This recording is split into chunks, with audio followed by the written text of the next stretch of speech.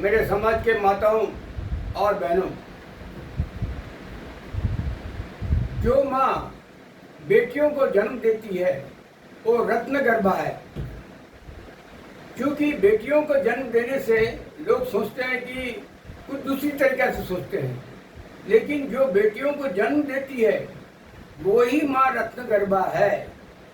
क्योंकि बेटियां बड़ा होकर वो ससुराल पक्ष का भी सुरक्षा रखते हैं और माता पिता के पक्ष का भी सुरक्षा रखते हैं। एक बेटी दो तरफ का सुरक्षा रखती है, आप सोचिए। इसलिए बेटियों के जन्मदिन में और उत्साह से मनाइए। बेटा के जन्मदिन में तो उत्साह से मनाते ही हैं, लेकिन बेटियों के जन्मदिन में उत्साह कम मत कीजिए, और भी उत्साह से कम उत्साह मनाइए।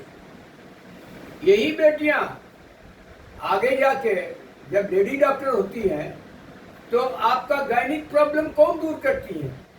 गायनिक प्रॉब्लम दूर करने के लिए बेटियां ही होने चाहिए ना। जितना भी बड़ा एक्सपर्ट मेल डॉक्टर हो, गायनिक प्रॉब्लम के लिए माताएं जल्दी कोई मेल डॉक्टर का पास नहीं जाती है, वहाँ लेडी डॉक्टर का पास ही जाती है। इसलिए बिना बेटियों का सृष्टि कहाँ है, बिना बेटियों का समाज कहाँ है, बिना बेटियों का डॉक्टर कहाँ है।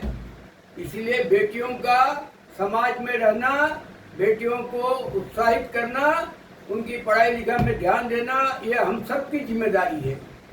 बेटियां होने से कभी भी निरुत्साह मत होइए, खुशी मनाइए। बेटियां एक एसेट है, एक संपत्ति है समाज के लिए। अभी आप देखिए, फॉर एग्जाम्पल रानी लक्ष्मीबाई भी एक बेटी थी, झांसी की रानी लक्ष्मीबाई भी एक बेटी थी, मदर तेरेसा भी एक बेटी थी, है ना। इसी तरह आपके गोस्वामी तुलसीदास, संत गोस्वामी तुलसीदास की पत्नी रत्नाबाई भी एक बेटी थी। इसीलिए संसार में बेटियों ने बहुत कुछ योगदान दिया। इसलिए बिना बेटी का सृष्टि नहीं है, बिना बेटी का समाज नहीं है, बिना बेटियों का उन्नति नहीं है, मान के चलिए। इसलिए बेटियों को इंकरेज कीजिए, उनकी पढ़ाई में ज़्यादा ध्यान दीजिए, तब जाके हमारा समाज उन्नति कर पाएगा। जय गुरु।